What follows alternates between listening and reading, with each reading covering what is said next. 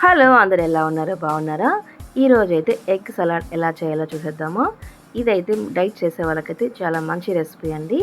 ఒక full cup తినేసినామంటే tummy full అయిపోతుంది.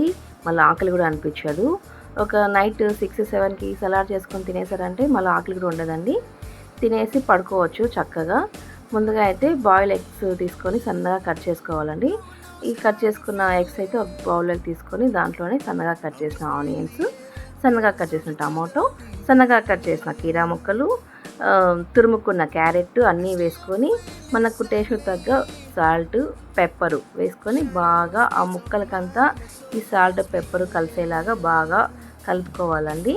మళ్ళీ తర్వాత చిల్లీ ఫ్లేక్స్ తగినన్ని కొంచెం చిల్లీ ఫ్లేక్స్, తర్వాత అరిగానో ఫ్లేవర్ కోసం అంటే అరిగానో కూడా వేసుకొని ఇంట్లో ఉంటే వేసుకోవచ్చండి, లేదంటే స్కిప్ చేసేయండి.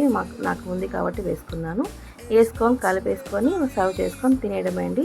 చాలా ఎమ్మీగా ఉంది కదండి. అంతే బాగా టేస్టీగా కూడా ఉంటుంది.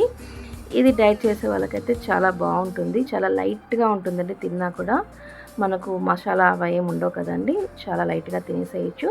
మన కడుపు కూడా నిండిపోతుంది. చాలా మంచి రెసిపీ అండి. ఈ వీడియో నచ్చితే ప్లీజ్ సబ్స్క్రైబ్ చేసుకోండి. Thank you.